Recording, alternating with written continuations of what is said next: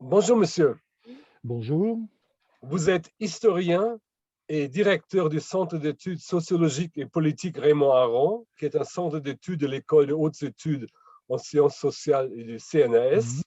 Nous avons déjà récemment enregistré un entretien sur votre livre qui est apparu en Allemagne sous le titre Bonaparte Bonaparte. chez Oui. Surkamp. Et aujourd'hui, nous parlons de votre livre Napoléon et De Napoléon et De Gaulle, Gaulle. deux Oui. héros, deux héros français. L'année 2020, avec la commémoration de la 50e anniversaire de la mort de Charles de Gaulle, Mhm. vient de se terminer et nous approchons déjà du 5 mai 2021, date du 200e anniversaire de la mort de Napoléon Ier à Sainte-Hélène.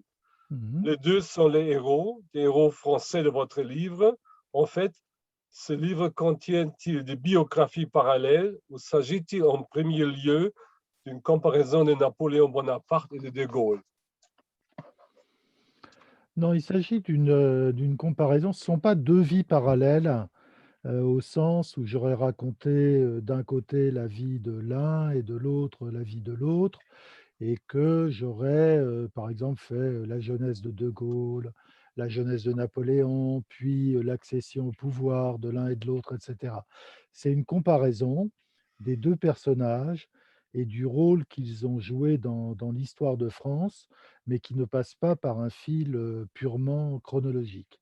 J'ai sélectionné des aspects plutôt qui donnaient matière à comparaison, et le tout dans le cadre d'une réflexion sur le rôle des héros, des sauveurs, des hommes providentiels dans l'histoire de France. Tous les deux ont laissé des traces très déterminantes dans la mémoire historique de la France jusqu'à nos jours. Tous deux sont revenus au pouvoir après l'avoir perdu. Vous mentionnez beaucoup de similitudes qu'on découvre en comparant les carrières des deux, Mhm. et cela sur plusieurs niveaux. Quelle similitude entre les deux vous a incité à écrire ce livre? Bah, ce qui m'a incité à écrire ce livre, c'est d'abord que, au fond, la République continue d'être en quête d'un sauveur ou d'un homme providentiel, et depuis De Gaulle. C'est-à-dire que depuis De Gaulle, on attend toujours le personnage qui sera capable de lui succéder. Et maintenant que nos élections présidentielles ont lieu tous les 5 ans, on voit que l'élection se décide en partie sur l'image de sauveur que saura donner de lui-même le candidat qui va gagner. Et depuis Giscard d'Estaing, en gros, tous nos candidats qui seront élus, qui deviendront présidents, ont fait campagne sur le thème de la rupture et de la résolution plus ou moins magique de tous les problèmes. Donc tous se présentent comme des sauveurs. Mitterrand a fait campagne, comme on sait, sur une rupture avec le capitalisme. Ensuite, Chirac a fait campagne sur la réduction de la fracture sociale. Puis Sarkozy sur le thème de la rupture à nouveau dans tous les domaines. François Hollande promettait de réenchanter la politique, c'était son slogan de campagne. Et Emmanuel Macron a publié au moment de la campagne électorale de 2017, un livre intitulé Révolution. Donc au fond, tous rejouent cette grande scène française qui, depuis Jeanne d'Arc, nous accompagne, qui est on pourrait penser que c'est une sorte de pièce de théâtre qui joue le thème du sauveur. Voilà. Et on est toujours dans cet ordre de phénomène. Alors c'est pourquoi j'ai pensé qu'il serait utile de comparer les deux principaux sauveurs de notre histoire récente, qu'ont été Napoléon et De Gaulle, qui ont laissé cette image de gens qui non seulement ont arraché la France au précipice, mais qui en plus ont instauré un type de gouvernement associant autorité et efficacité. Et au fond, ce qui manque aujourd'hui à une majorité de Français, comme le montrent, des sondages d'ailleurs, récents, c'est à la fois d'un côté l'autorité et de l'autre l'efficacité. Et à chaque fois plane, derrière, comme une ombre qui pèse sur le présent, le souvenir de ces 2 grands hommes. C'est tout à fait intéressant que vous, comme historien, utilisez aussi cette expression de l'imaginaire français. Mmh. Mais sans aucun doute, les deux, De Gaulle et Napoléon, ont façonné l'imaginaire français déjà de leur vivant. Mais les deux l'ont fait d'une façon différente, n'est-ce pas? Oui, tout à fait différents. Bon, ils sont très différents par le style. Bon, d'abord, ce qui les sépare et ce qui d'ailleurs limite la comparaison, c'est leur âge, puisque Napoléon meurt à 52 ans, il a perdu le pouvoir à 45 ans, alors que De Gaulle entre dans l'histoire en 1940 à 50 ans. Alors bon, il y en a un qui est un homme, qui arrive à la fin de sa carrière, De Gaulle, et l'autre, plutôt, il y a un de ces 2 hommes qui disparaît de l'histoire au moment, à l'âge où l'autre y entre. Alors, la comparaison devient très compliquée parce que forcément, un homme qui commence son histoire à 50 ans et un autre qui l'a fini à 50 ans et qui est entré dans l'histoire à l'âge de 20 ans, sont difficilement, comparables. Ils sont très différents heu, par la génération à laquelle ils appartiennent. Napoléon est vraiment un fils du XVIIIe siècle. C'est un homme qui, appartient ou qui est l'héritier d'un siècle tout à fait optimiste, qui croit à la possibilité de peser sur le futur, de de créer même un nouveau monde. Ça a été après tout la croyance, principale des révolutionnaires français et qui croit dans, l'avenir, positif, qui croit dans l'histoire. De Gaulle lui appartient à une génération beaucoup plus, pessimiste qui a été marquée par la Première Guerre mondiale et la tragédie qu'a été la Première Guerre mondiale. Et puis sa vie d'adulte commence dans une France qui n'est plus la France, du 19e siècle, qui est une France, déchirée par des divisions, très, très profondes, la France des années 30 qui ne se croit plus d'avenir. Donc lui illustre au contraire une génération tout à fait pessimiste qui ne croit plus à l'avenir. Bonaparte croit à l'avenir, De Gaulle appartient à un monde qui ne croit plus à l'avenir. Et ça explique une grande différence entre les 2, c'est que Napoléon est poussé en avant. Alors bien sûr, il a du génie, bien sûr, il a une volonté phénoménale, mais en même temps, il est poussé en avant par cette France qui a fait la Révolution française et qui garde suffisamment d'énergie pour encore aller bouleverser l'Europe pendant 15 ans. Il est de cette sorte, il est une sorte de représentant de la France de son temps. Alors que De Gaulle va tirer derrière lui une France, qui n'arrive plus à avancer et dans cette mesure, leur position vis-à-vis de leur époque est rigoureusement inverse. Alors il y a plein d'autres différences, heu, tous 2 ont fréquenté la gauche, mais De Gaulle vient d'un milieu militaire, royaliste, traditionnaliste. Bonaparte, au fond, vient de nulle part. Il vient de Corse. L'île a été rattachée à la France l'année précédant sa naissance. C'est un homme qui n'a pas vraiment de racines et notamment, il ne se sent pas vraiment, français. Bonaparte, il aurait pu faire sa vie partout, hein. Il aurait pu partir en Amérique, il aurait pu, rester en Égypte si les circonstances avaient été favorables et de ce fait, il aurait eu un autre destin. Mais, il imaginait d'ailleurs son destin partout où il y avait des chances de réussir. Alors que De Gaulle est un homme profondément enraciné. On n'imagine pas De Gaulle en dehors de la France et lui-même, ne se voyait pas ailleurs qu'en France. Il a en lui, qui coule dans ses veines, l'histoire de la France, le catholicisme, la tradition militaire, le culte de l'État, toutes choses que ne connaît pas, Bonaparte, qui est plutôt un aventurier au départ. C'est un aventurier heureux, c'est un guerrier, chanceux, donc très différent psychologiquement de Gaulle. Donc ce sont 2 hommes très différents mais qui vont se retrouver dans des situations comparables. Mhm. Je voudrais creuser un petit Oui. point que vous avez déjà évoqué. Les deux se croyaient destinés à des tâches supérieures. Or, chacun de leurs accès et retour au pouvoir est plutôt dû aux aléas de l'histoire de leur temps. Oui, De Gaulle a réellement un sens de la prédestination. C'est-à-dire, dès l'âge de 14 ou 15 ans, il est absolument convaincu qu'un jour, il sera appelé à rendre de grands services à la France. Le jeune Bonaparte n'a absolument aucune conscience du destin qui sera le sien. Bah, il n'a même pas la conscience de ce qu'il peut faire, de ses talents. Il va se découvrir au fur et à mesure dans les circonstances qu'il va traverser. Alors que De Gaulle, avec une ténacité incroyable d'ailleurs, jusqu'à l'âge de 50 ans, va attendre que l'histoire réalise le sentiment qu'il a de son destin. Et c'est seulement en juin 1940 que l'histoire va croiser sa propre destinée. Napoléon va être précipité dans l'histoire malgré lui.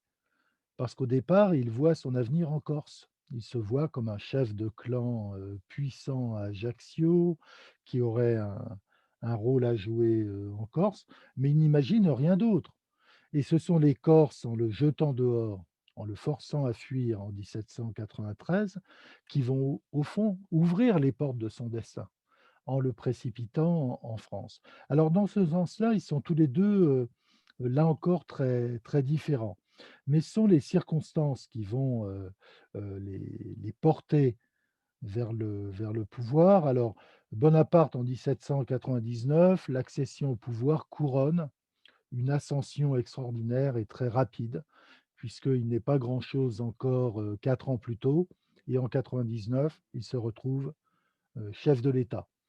De Gaulle, c'est différent puisque en 1940, c'est le geste d'un homme seul qui se dresse, contre ce que beaucoup perçoivent comme la fatalité. Les Allemands ont gagné, bah, il faut s'accommoder de cette victoire, il faut signer l'armistice et De Gaulle, seul, oppose sa protestation contre cette, capitulation face à l'ennemi et appelle à continuer la guerre dans la certitude où il est déjà, à ce moment-là et depuis, en fait, janvier 40, que l'Allemagne, au final, sera vaincue. Parce que, comme il le dit, la guerre sera une affaire industrielle et que le pays, ou plutôt les alliés qui auront la plus grande capacité industrielle viendront à bout de la menace allemande, puisqu'il dit: «L'Allemagne ne pourra pas soutenir, cet effort industriel sur une durée, très longue». Finalement, quand les Américains seront entrés dans la guerre, l'issue de la guerre sera, jouée. Donc il y a chez lui il saisit l'histoire, au bon. On peut Mhm. dire que Bonaparte a fait ce geste plutôt en Italie, quand il a compris là, avec ses victoires, qu'il avait un destin. C'est seulement en 96, donc à l'âge de 27 ans, qu'il comprend qu'il est appelé sans doute à faire de grandes choses. Et à partir de ce moment-là, il se prépare au pouvoir, il guette l'occasion et quand en 99, elle passe à sa portée, il ne la manque pas. De Gaulle fait un pari sur l'avenir sans aucune certitude de le gagner parce que c'est un homme seul qui part à Londres. Et d'ailleurs, pendant un assez long moment, il va rester plus ou moins seul et en butte à la méfiance des Alliés qui soit le considère comme quelqu'un qui ne compte pas dans le jeu géostratégique, soit se méfie de lui, de ses intentions, comme en France d'ailleurs beaucoup de ses partisans, et à Londres, se méfient de ses intentions. Donc il faudra vraiment la défaite de l'Allemagne et le débarquement allié de juin 1944 pour que cette fois il se retrouve au centre du jeu politique en France.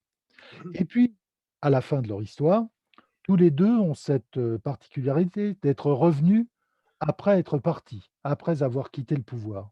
Comme on sait, Bonaparte a dû abdiquer une première fois en 1814. On lui a donné la souveraineté de l'île d'Elbe, donc il était destiné à devenir une sorte de prince de Monaco, pour finir sa vie Et puis il revient. Il décide de reconquérir le pouvoir, ce qu'il fait. Et là, on peut dire que ce que fait Napoléon en reprenant le pouvoir en 1815, pour 100 jours seulement, qui se termineront à Waterloo, n'est plus en phase avec l'histoire de la France. En 99, il a pris le pouvoir et il n'y avait pas d'autre solution pour mettre fin à la Révolution. C'était soit lui, soit une restauration royale en 1800, c'est-à-dire une guerre civile à nouveau. Il a fait une œuvre utile. Il a évité à la France une guerre civile de plus. En 1815, en revenant, alors que les Français sont en train de s'accoutumer à cette monarchie plus ou moins libérale qui s'est réinstallée, il provoque à nouveau la guerre civile. Donc on peut dire que cette fois, il joue contre son camp en 1815. Et de ce point de vue, il n'y a pas d'égalité entre les deux prises du pouvoir. L'une s'inscrit dans ce qui était le besoin de l'époque et la seconde est au fond un attentat contre son temps, mais lui, il revient pour avoir une fin digne de son histoire, c'est-à-dire précisément pour ne pas finir comme un prince de Monaco. De Gaulle, c'est très différent. Il a, il a fait un pari sur l'avenir en 1940 qui a été un pari gagnant, puisque sa prédiction était juste. Finalement, l'Allemagne a perdu la guerre. Et en 1958, fort de cette légitimité conquise en 1940, je rappelle qu'en 1946, il a claqué la porte du pouvoir. En 1958, il fait un peu ce que Bonaparte avait fait en 1799, au moment du 18 Brumaire. C'est-à-dire qu'il revient, cette fois pour tirer la France d'une impasse où elle se trouve du fait du problème de la décolonisation, auquel on ne trouve pas de solution politique. La quatrième République, tantôt s'efforce de soumettre l'Algérie et tantôt négocie avec le FLN. Et De Gaulle, comme Bonaparte en 1799, revient pour imposer une solution. Bonaparte avait mis fin au perpétuel mouvement de balancier entre la droite et la gauche qui marquait l'histoire du Directoire, et De Gaulle va mettre fin à l'indécision de la quatrième République. Donc au fond, ce qu'on peut comparer, c'est la première arrivée au pouvoir de Bonaparte et la seconde prise du pouvoir par De Gaulle. Mais le retour de Napoléon en 1815, lui, est d'une autre nature, parce que Napoléon est redevenu, au fond, ce qu'il était au départ, c'est-à-dire un aventurier en 1815, alors que De Gaulle n'a jamais perdu de vue l'intérêt de la France, précisément parce qu'il a en lui ce bagage qui l'accompagne en permanence, qui est la fidélité à une tradition, la fidélité à une histoire, la fidélité à une éthique qui est celle de l'armée. Et pourtant, comme jadis, Helmut Kohl, qui savait profiter d'un bon moment, les deux répondaient présent au meilleur moment. Et la question se pose également en cours de lecture, à savoir ce qu'il en est réellement de l'influence de grands hommes, s'ils tiennent vraiment leurs mains dans le rayon de la roue de l'histoire, afin de la ralentir ou de l'accélérer. Bah, je crois qu'ils sont deux exemples du pouvoir réel, mais certes pas illimité, qui est celui de la volonté humaine dans le cours de l'histoire. D'ailleurs, le XXe siècle nous a confirmé le fait que la volonté humaine possédait un réel pouvoir, parce que dans ce siècle qui a été le siècle du marxisme, où on croyait à l'action autonome des classes sociales ou à la logique des intérêts, de l'économie, etc., eh bien quand même le XXe siècle a été marqué par l'action de volontés le plus souvent négatives, mais qui néanmoins ont changé le cours de l'histoire de ce siècle. Alors, il y a De Gaulle, effectivement, mais on peut penser, il y a eu Hitler, il y a eu Staline, il y a eu Lénine, il y a eu Mussolini, il y a eu Churchill, il y a eu Roosevelt, enfin, une pléthore d'individus avec une volonté forte qui ont changé le cours de l'histoire. Et songez, pour prendre un exemple plus ou moins récent, à Deng Xiaoping, qui a transformé la Chine de Mao et qui en a fait ce qu'est la Chine aujourd'hui, c'est-à-dire bientôt la première puissance mondiale. Alors ça prouve que les individus ont un pouvoir réel, mais qui bien sûr n'est pas illimité. Alors on peut prendre le cas de Napoléon pour l'illustrer. Alors c'est vrai que Napoléon, qu'on a appelé ensuite le professeur d'énergie, c'est le mot est de Barès, est une sorte d'incarnation de la volonté. C'est-à-dire de l'homme qui renverse les barrières, qui s'impose malgré les circonstances. Il met fin à la révolution, il impose la réconciliation avec l'Église dont les révolutionnaires ne veulent pas, etc. Mais dans son histoire, il ne peut pas tout. Et par exemple, sur le plan international, on peut dire qu'il est pris dans une sorte de fatalité qui illustre les limites de la volonté humaine. Parce il ne dispose pas notamment de la marine de guerre qui lui permettrait de vaincre les Anglais. Alors, si on généralise un peu, on peut dire que dès le moment où il prend le pouvoir, eh bien, en quelque sorte, il a déjà perdu. Il peut remporter les batailles d'Austerlitz, de Iéna, de Wagram, marcher sur Moscou, Friedland, etc. Il ne peut pas gagner finalement, parce que la Révolution a détruit la marine de guerre française. En tout cas, a détruit le corps des officiers qui était indispensable pour la faire fonctionner. Donc au fond, le seul moyen de forcer les Anglais soit à capituler, soit à négocier, il ne l'a pas. Mhm. Et puis d'autre part, on peut dire il est pris dans un étau, là encore, parce que les révolutionnaires ont déclaré que la Belgique faisait partie de la France. Et c'est un article qu'il ne peut pas renier, parce qu'il dépend de l'opinion des révolutionnaires qui tiennent le Sénat. Or, une Belgique française, c'est un facteur de guerre perpétuelle en Europe, parce que jamais les Anglais n'accepteront que les Français tiennent Anvers et l'Escaut, parce que c'est la porte d'entrée des marchandises anglaises sur le marché européen. Donc dans ce sens, il est prisonnier de promesses, de contraintes, d'un héritage qui font qu'il ne peut pas faire tout ce qu'il voudrait faire. Et c'est pourquoi il disait toujours, c'est en Orient que j'ai vécu le temps idéal de ma vie. Pourquoi? Parce qu'en Orient, il n'était contraint par aucune de ses limites, du moins la manière dont il voyait l'Orient. Il le voyait comme une sorte de désert où on pouvait faire absolument tout ce que l'on voulait. De Gaulle, la même chose. De Gaulle va donner un avenir à la France à deux moments. En 1944, lorsqu'il revient dans Paris libéré, et puis en 1958, lorsqu'il va poser les bases d'un nouveau régime et trouver une solution au guêpier algérien. Mais en même temps, De Gaulle, malgré son verbe flamboyant sur la grandeur de la France, sur le fait que la France reste, il a d'ailleurs obtenu un siège au Conseil de sécurité de l'ONU, reste une grande puissance, De Gaulle vit un peu par l'imagination dans une France qui déjà n'existe plus. Et il le dira lui-même dans des conversations que, en réalité, il aura compensé par le verbe le déclin réel de la France. Mhm. Parce il donne aux Français le sentiment qu'il reste une grande puissance, mais ce statut de très grande puissance appartient désormais au passé. On peut dire que là aussi, quand De Gaulle est né en 1890, la France, première ou deuxième puissance mondiale, c'était déjà une affaire terminée, une histoire terminée.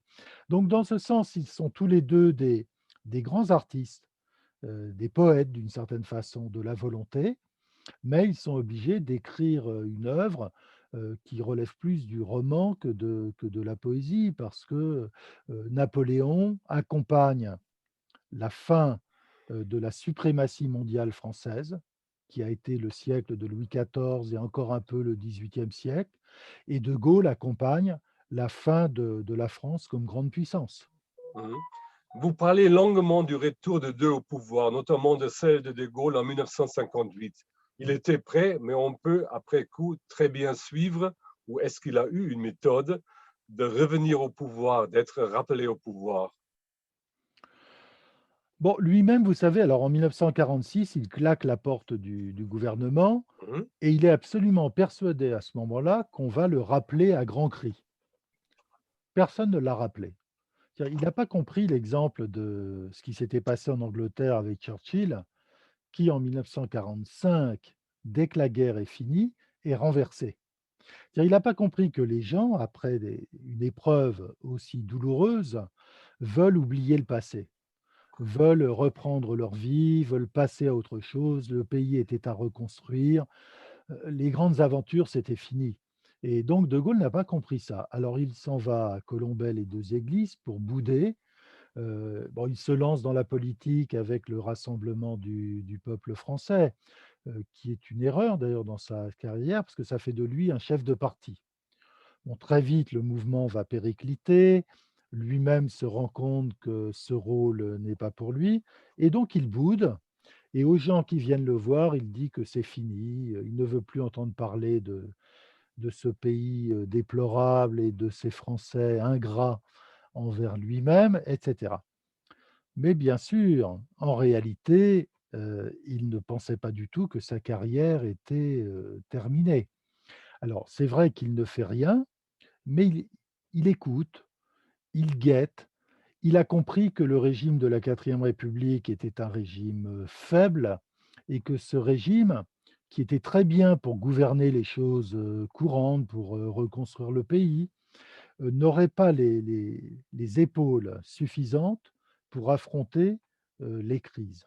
mhm, Et ce qui se passe en Indochine, la difficulté de la situation en Indochine, peu à peu, la nécessité finalement de capituler et de décoloniser l'Indochine, lui fait comprendre que la décolonisation va être le poison qui tuera la quatrième République.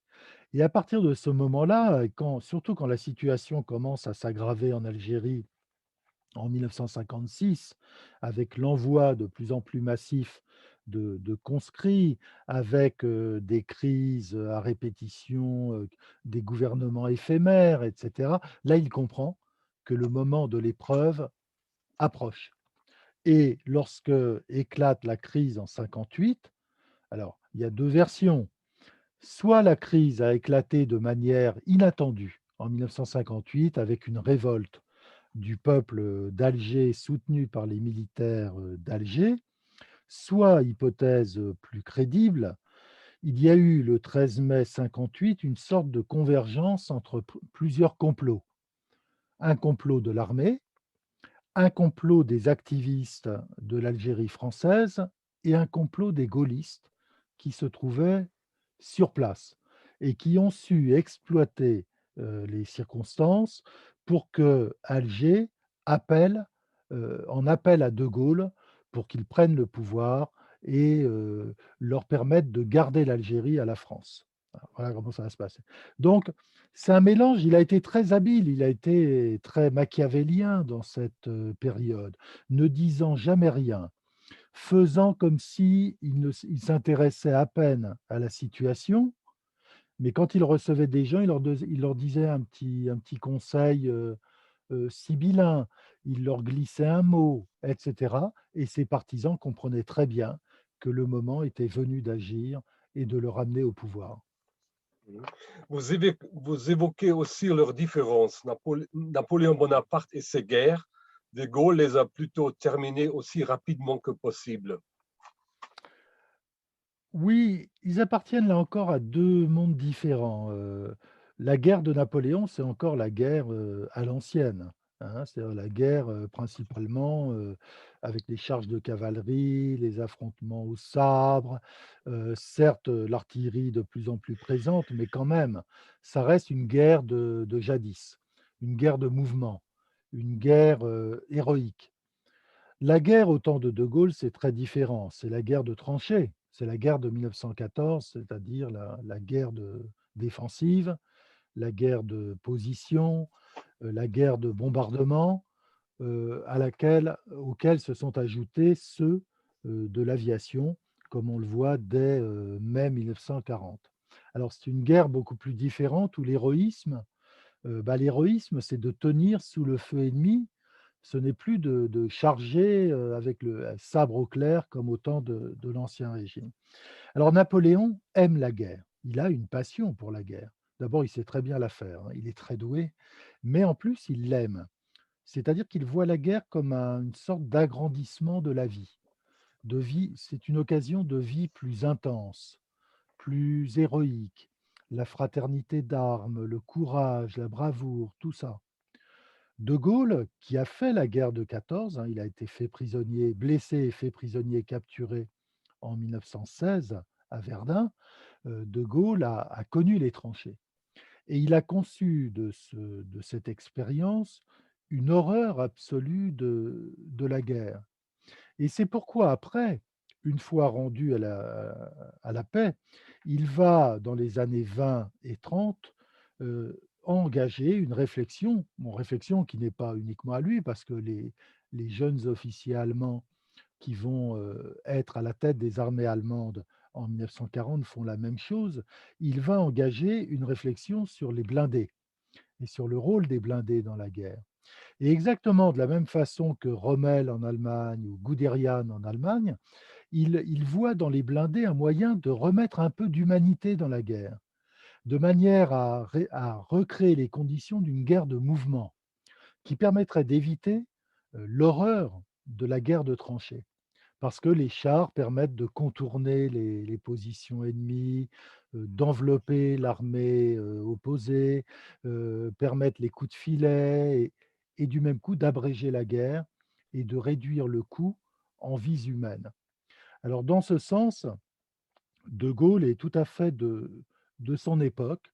Il imagine la guerre que finalement les Allemands feront en 1940 avec la stratégie de la guerre éclair. Le malheur, c'est que du côté français, personne n'a voulu l'écouter et la ligne Maginot, eh bien, c'est encore la stratégie de 1914, plutôt de 1915-1916, de la guerre défensive, de position, où on tient pendant des mois et des années s'il le faut.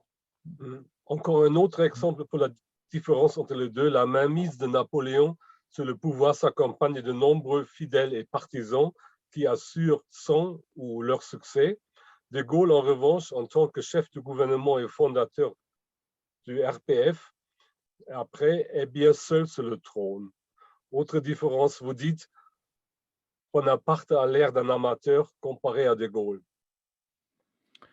Ouais, je parlais de la prise du pouvoir parce que comment dire? Bonaparte, lorsqu'il prend le pouvoir en 1799, oui, est un peu un amateur. Il va d'ailleurs, par sa précipitation, faire échouer ses partisans. Parce qu'au lieu de rester tranquillement en retrait en attendant qu'on fasse officiellement appel à lui pour diriger l'État, comme il trouve que les choses vont trop lentement, il se précipite devant les députés pour les sommer de lui transférer leur pouvoir. Et ça se passe très mal. Il faudra finalement faire intervenir la troupe. De Gaulle, en 1958, ne commet pas cette erreur. Il n'intervient qu'au moment opportun. Et il n'intervient que lorsque l'hypothèse d'un recours à la force est dépassée. Mais lui aussi a envisagé, bien sûr, que si ça ne marchait pas comme il le voulait, il faudrait faire intervenir les parachutistes. Mais il n'aura pas à le faire. Donc il a été beaucoup plus habile. Alors il est vrai que Bonaparte n'a pas eu à s'associer à des gens qui étaient ses ennemis.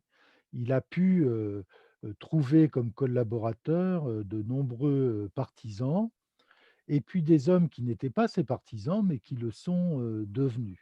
Alors que De Gaulle a dû composer avec les partis, le Parti communiste, très puissant à la Libération en 1945, et puis en 1958, le gouvernement qu'il forme est très largement un gouvernement socialiste. Il lui a fallu s'accommoder du personnel de la quatrième République. Mais là où ils se ressemblent, c'est que tous deux ont une préférence pour les techniciens, pour les gens qui savent, pour la technocratie. Et tous les 2 vont être les champions du gouvernement technocratique avec, des serviteurs, des collaborateurs qui sortent des grandes écoles de leur époque. Alors, Napoléon va les prendre dans les grandes écoles, les corps d'ingénieurs de l'Ancien Régime, De Gaulle dans les grandes écoles fondées par la République.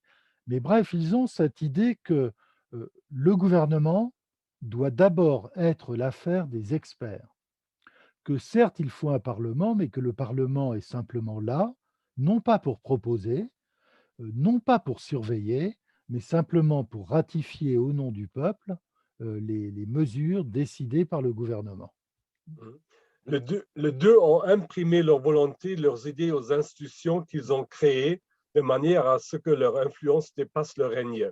Ce qui est surtout vrai pour De Gaulle, et ça, il formulait déjà en 1946 à Bayeux les grandes lignes de la Ve Oui, République. oui, ils ont, comment dire, bon, au fond, ils ont une même inspiration politique.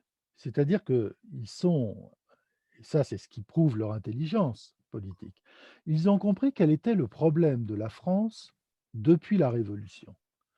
La Révolution avait voulu concilier la liberté, et la monarchie et l'ordre, la liberté et l'ordre, l'ancien régime sous les traits de la monarchie et les libertés modernes sous les traits du parlement, et n'a pas réussi. Les révolutionnaires ont coupé la tête du roi, ont tenté de fonder une république sans aucun enracinement, et ça a fait faillite sous le Directoire.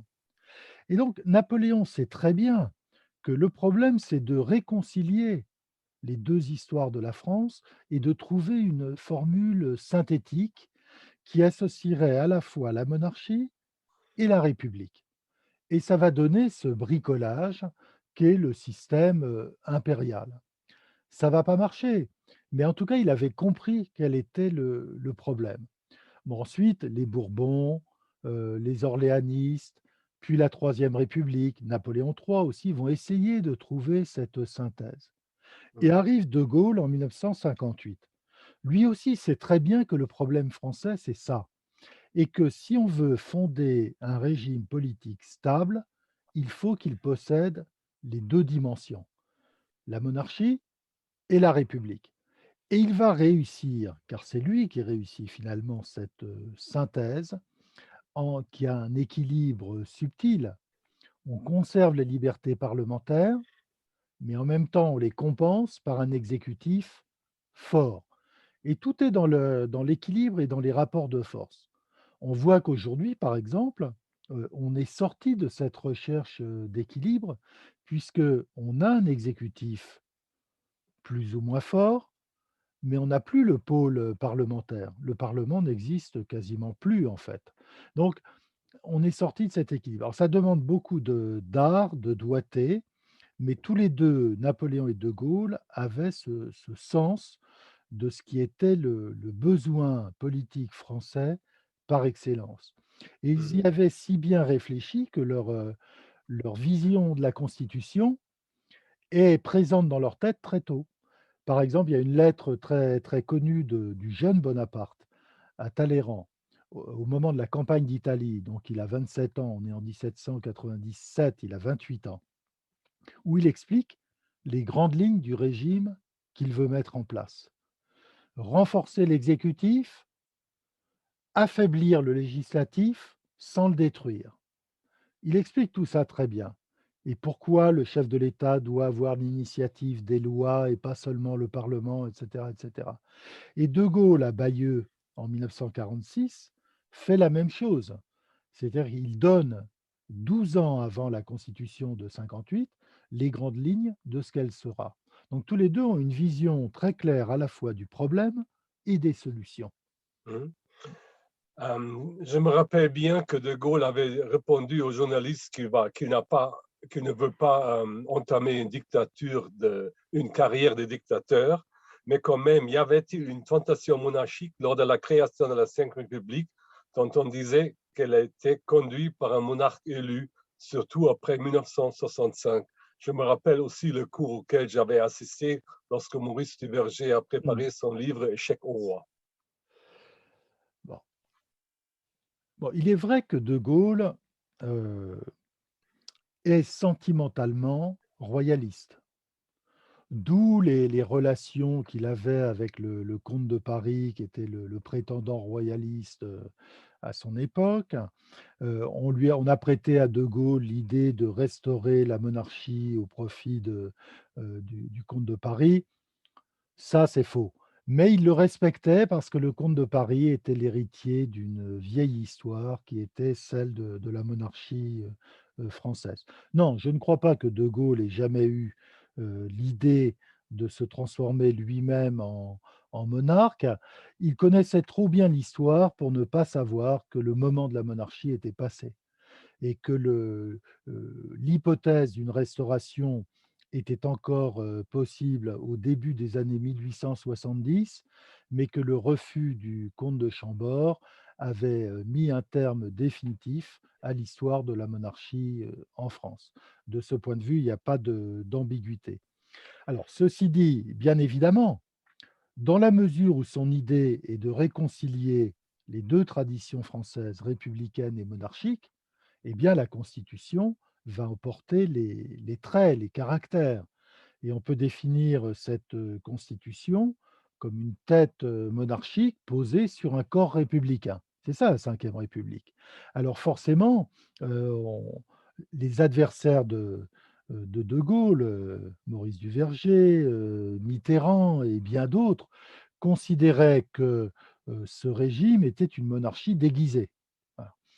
La tentation royale était beaucoup plus forte chez Napoléon, parce que Napoléon, était confronté à une sorte, d'alternative, soit la royauté, soit la convention.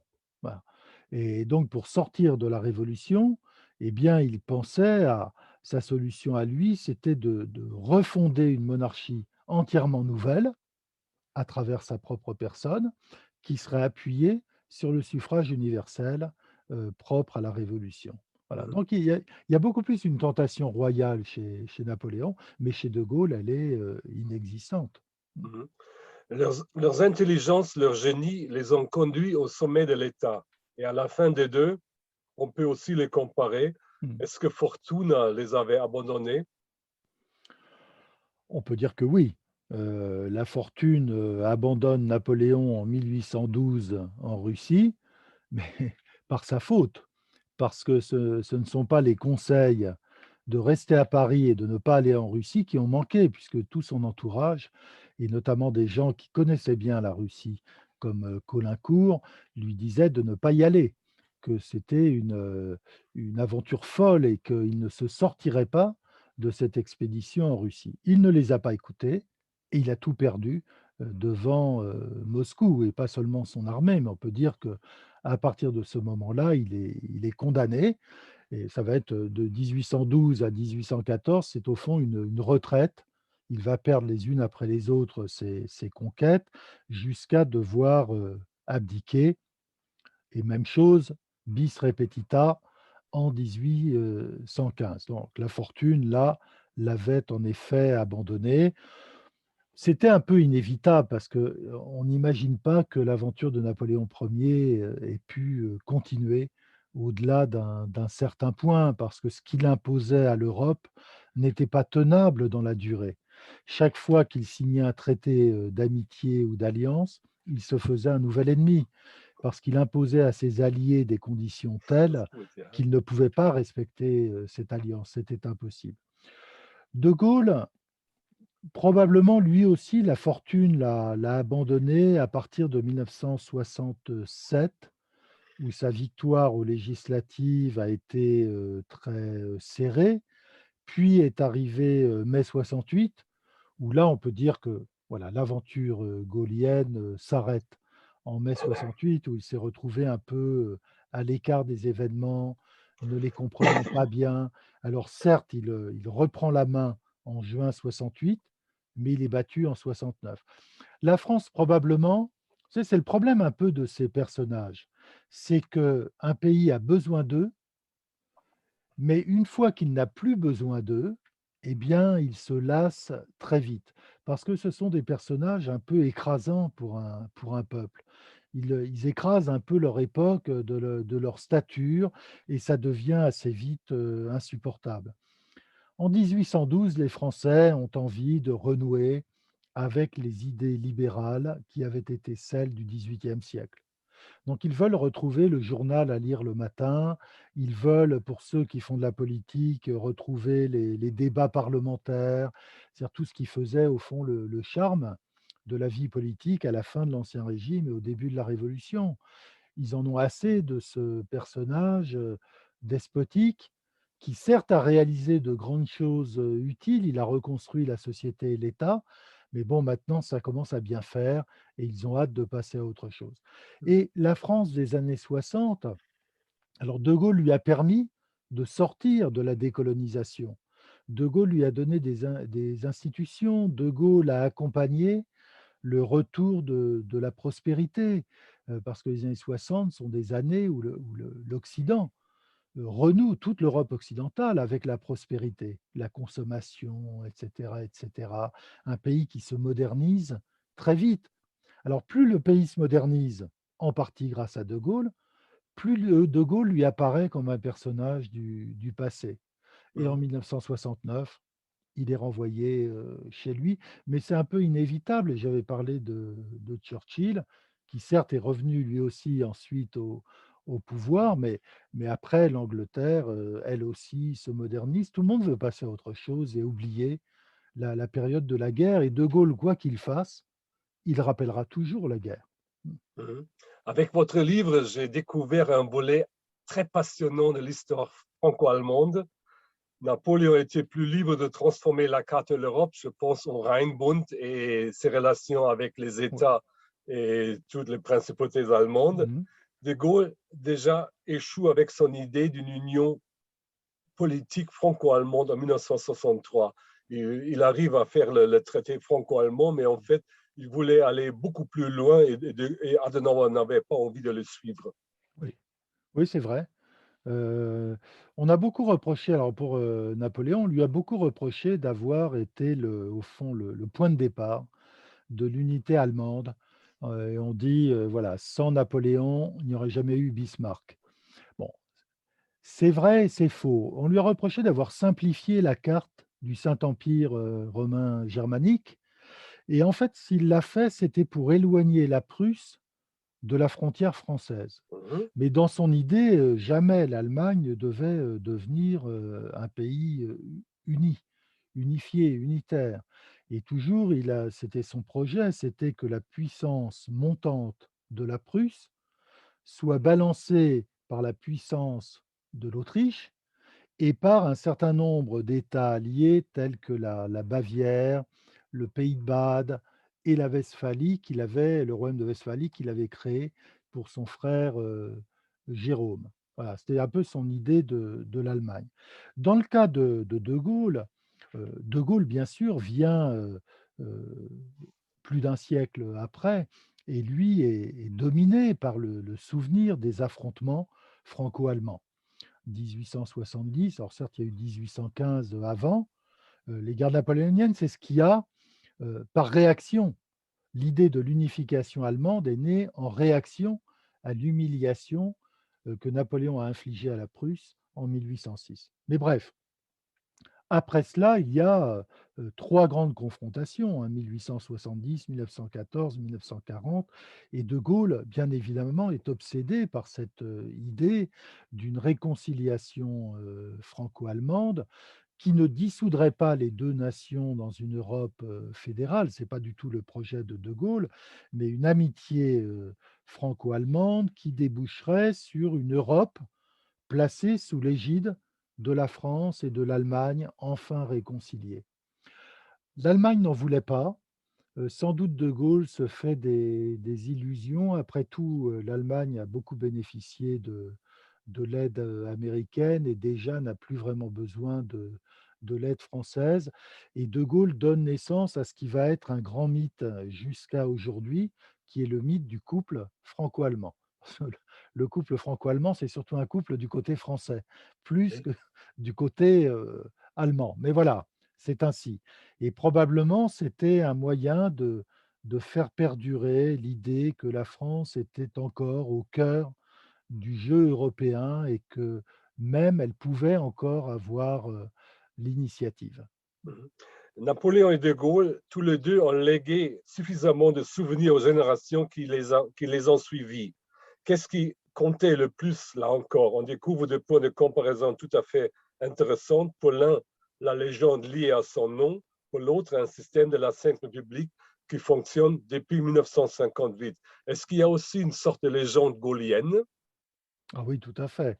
Bah, tous les 2 ont à la fois légué le souvenir d'une histoire, c'est-à-dire liée à leur personne, et il y a une grande nostalgie aujourd'hui pour De Gaulle.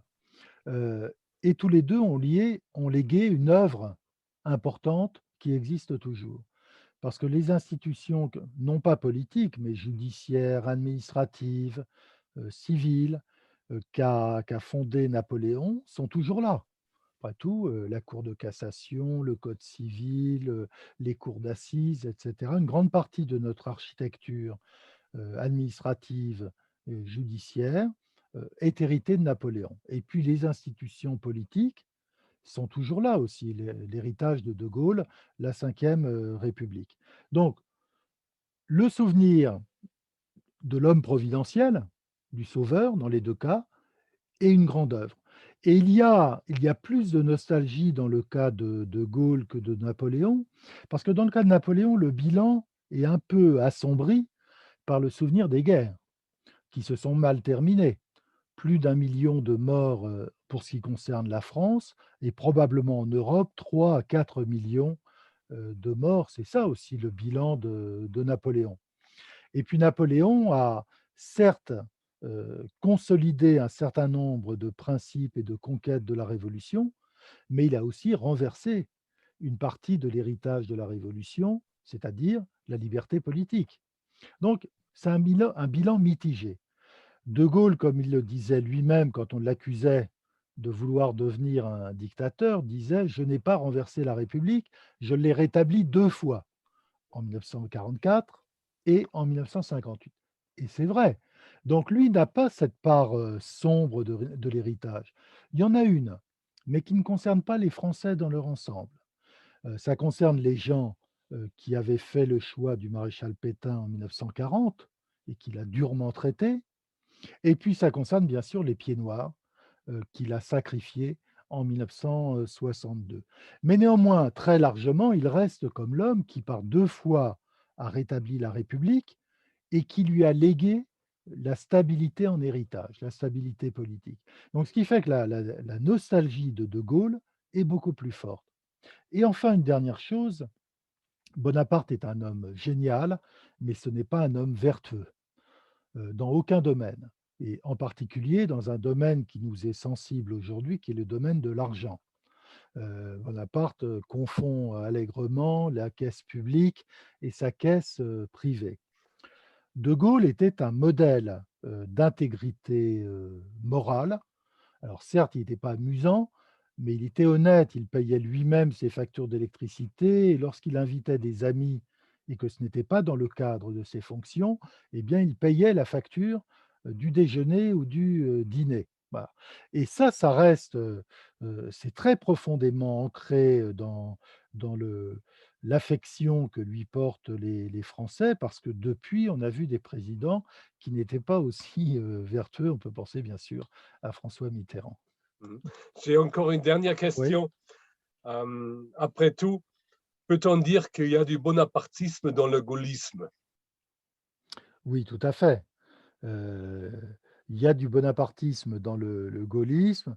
Il y a à la fois le même culte, du pouvoir fort, de l'exécutif fort et de l'exécutif supérieur au législatif. Il y a le même culte de la personnalité, c'est-à-dire du pouvoir charismatique. La même idée qu'au fond, la démocratie, c'est le plébiscite populaire, sans cesse.